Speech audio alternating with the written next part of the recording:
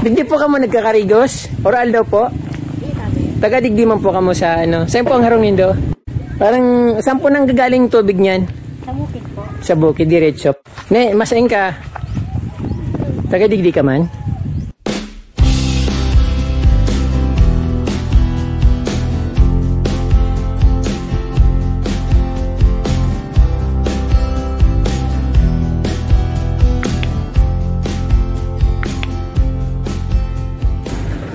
Hello mga kapromdi, magandang araw po sa inyong lahat. Ako po ay nandito sa Barangay Himagtokon, Lagunoy, Camarines Sur. At syempre mayroon akong sadya dito dahil may dumating daw na relief, kaya pumunta ako dito. Almost lahat ng kabarangay ko nandito sa Barangay Himagtokon.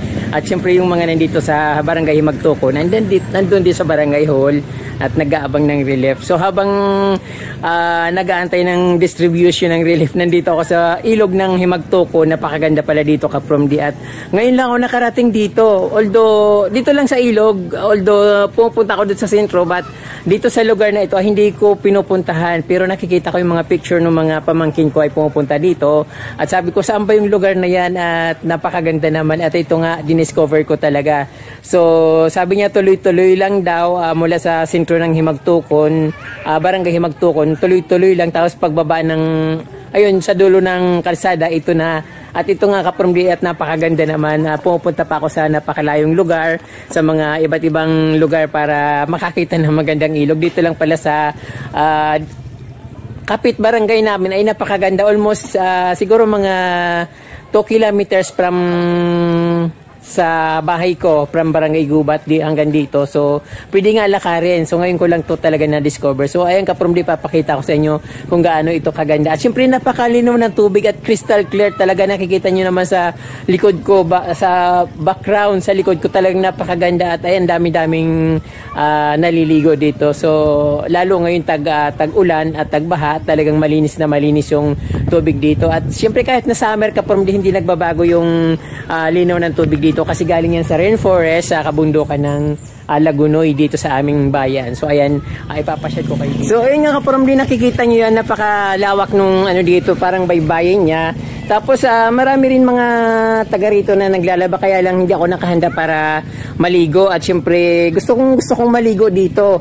Kaya lang, ayan nga, hindi ako nakahanda, nakasapatos pa ako, wala akong dalang bisan, pero talagang napakaganda. Ayan nga, maraming naliligo at maraming naglalaro dito. Biruin mo kapromdi, pupunta pa ako doon sa coastal ng Lagunoy para maghanap ng magagandang paliguan. Dito lang pala sa malapit sa amin ay mayroon naman palang napakagandang paliguan dito.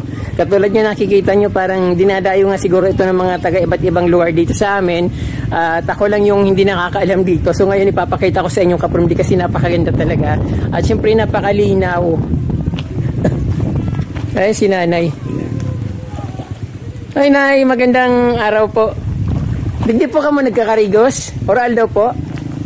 Taga-digdi man po kamo sa ano? Saan po ang harong nindo? Sa Ilawod. Diyan lang sa may sentro? Digdi po Iraya. Yun pala. Ang Iraya kasi kapromdi dito sa amin ay north, tapos yung Ilawod ay south. Ibig sabihin nasa likod yung south, tapos nasa unahan yung north. So ayun kapromdi, napakagandang ano. Malamig po ba na maligo dito? Hindi naman po Makate? Ay, hindi. Wala po ba linta dyan? Parang saan po nang gagaling tubig niyan? Sa bukid po. Sa bukid, diretso. Pag bumabaha po, hanggang saan ang baha? Ay, hanggang po sa baha. Hindi, yung baha po, yung pagtaas ng tubig, hanggang saan? Hanggang dyan lang. Dahil man nakakabot naman sa... Minsan po, hanggang duhan, nung Christina. Christina? Bagyo? Hanggang doon sa sentro? Hanggang dyan po. Galing digdi sa ilog. Iyo po. Salamat po, Nay. Ako po si Certified PROMD. Sa taga-Gubat lang ako. Pero Certified PROMD yung vlog ko. Kung gusto mong mapanood yung mga vlog ko, Certified PROMD sa YouTube channel. Ayan. Thank you po, Nay. Salamat. Iyo po. So ayan kapromdi, nakaka-proud na ipakita ko sa inyo itong ilog kasi napakaganda yung ilog dito talaga. At ayan, napakalinaw dito rin sila daw naliligo. At syempre hindi naman masyadong tumataas yung tubig dito kapag bumabaha. Then pag summer, yung tubig dito halos hindi naman nagbabawas, parang ganyan pa rin. So yung tubig daw ay nanggagaling sa bukid. So ayan, maganda yung ano dito. Tapos may paliguan dito na medyo malalim. So ayan. Gusto ko sanang tumawid dun kaso hindi nga ako nakahanda ka from D. So next time pag pupunta ako dito, pupunta talaga ako dun sa medyo mas malayo. Para ma-ikot ko ma-discover ko anong nando sa unahan pa.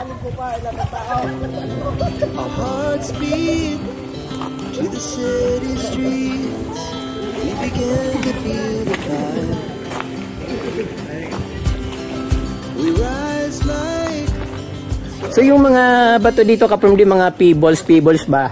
Maganda talaga dito parang sunbathing pag summer. Tapos malapit lang sa kabahayan, sa barangay namin, malinis, walang mga kalat-kalat. But sometimes siguro mga bata nagkakalat ng mga chichirya, mga plastic ng mga kinakain nila. Kasi malapit lang ito sa kabahayan. So swerte nga nila kasi mas maganda dito yung views. At kitang-kita yung mga dito. Kitang-kita yung mga bahay. At syempre dyan sa bundok. Gusto ko ma-discover yung nandun banda sa may bandang tulay-tulay doon na maliit, pero siguro hindi ko lang alam kung anong nandoon.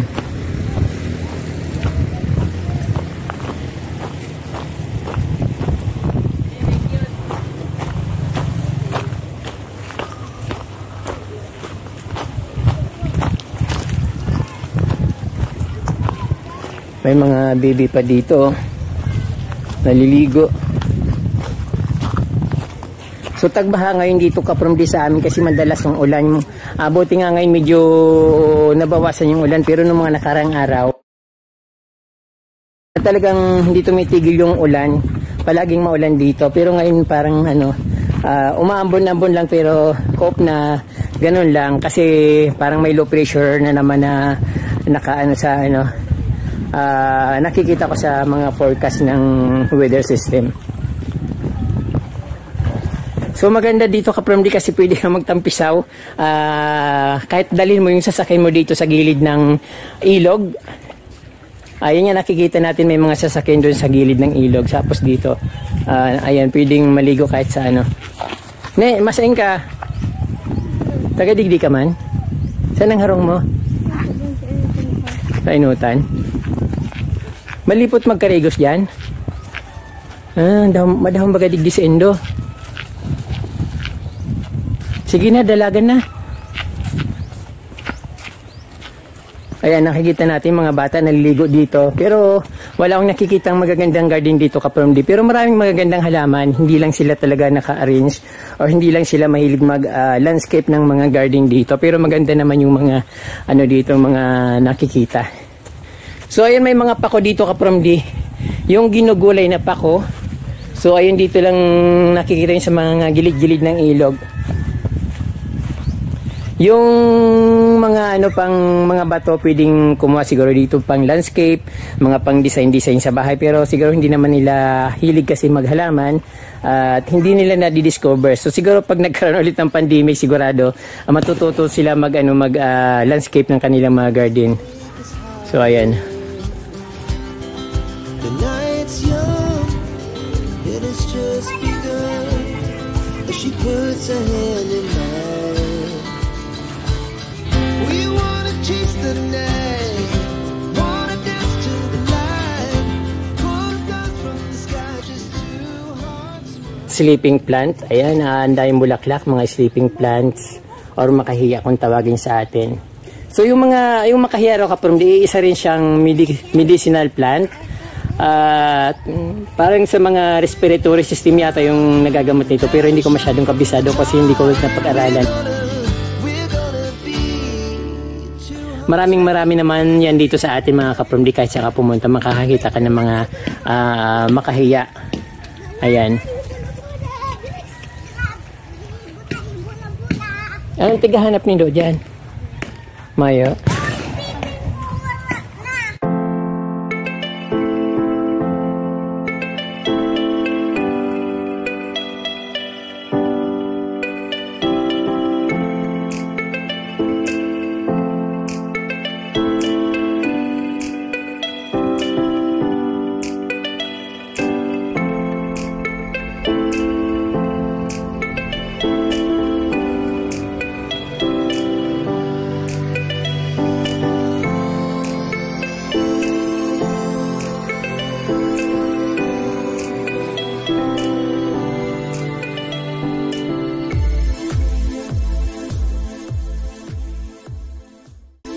Nakikita nyo, napakaganda ng mga nakikita dito, views. Malinaw yung tubig, walang linta daw.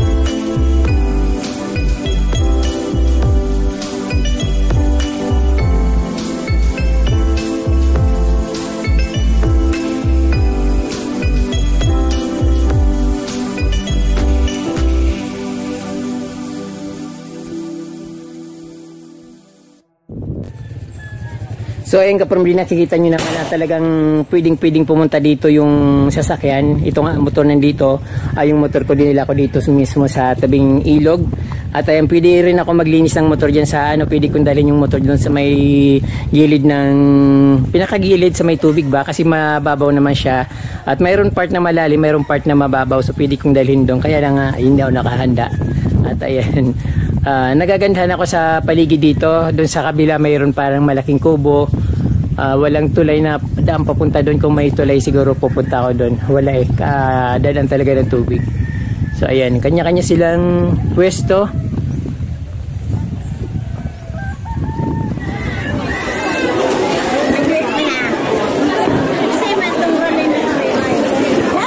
Ayan mga kaprom, di sobrang hirap ng buhay. Talagang nakikipila talaga ako dito.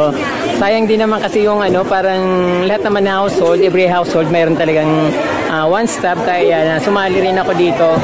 Although kadalasan pinapakuha ko na lang sa ate ko, but binibigay ko na lang din sa kanila. At ayun, nandito ako sa pilahan. At ayun, maubos na yung box yata, para ubos na yata yung box. Ayan.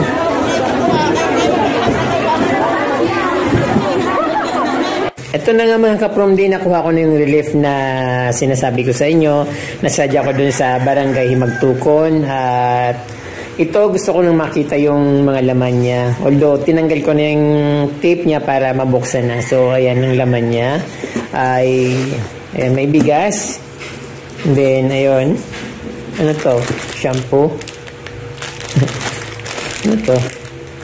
Energin. Energin na 10 piraso, may pangpalakas. Bigay ko na lang ito kay nanay para madagdagan naman yung energy ni nanay. Tapos ayun, mayroon silang nilagay sa box na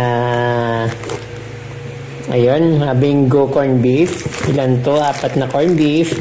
Tapos mga sardines. Ayan, 6 na sardines, 4 na corn beef. So mayroon din silang kasamang bigas. So hindi ko alam kung ilang kilo itong bigas ito. More or less 5 kilos itong bigas na ito. So mabigat eh. So ayun. Yan ang nakuha kong relief. Tatagal ito sa akin mga 1 buwan. So ayan, kasi nagtitipid ako para hindi ako magastusan dahil mahirap ang buhay ngayon. So ayan mga kaprom-D, at ayan, mayroon na akong gift ngayong Pasko. So I think relief from Typhoon Pipito. Siguro ngayon lang dumating. So anong date na? December na. December 9. Tapos ngayon lang nagbigay sila ng relief. Sana wala nang dumating na bagyo hanggang matapos ang taon para wala lang, para less worry ang mga tao sa atin at magkaroon tayo ng katahimikan sa buhay. Ayan. So ayan po mga kaprom-D, mayroon na naman akong na-discover na isang lugar na pwede ko palang puntahan at pwede kong paliguan kahit araw-arawin ko pa pumunta dito at maligo. So medyo nga lang, siyempre mga about 2 kilometers yung layo niya. Pero ayan, maraming salamat sa inyong panonood kaprom-D, at huwag niyo pong kalimutan mag-subscribe kung hindi pa po ako nakasubscribe, at Diyos mabalos and Merry Christmas po sa inyong lahat. Muchas gracias.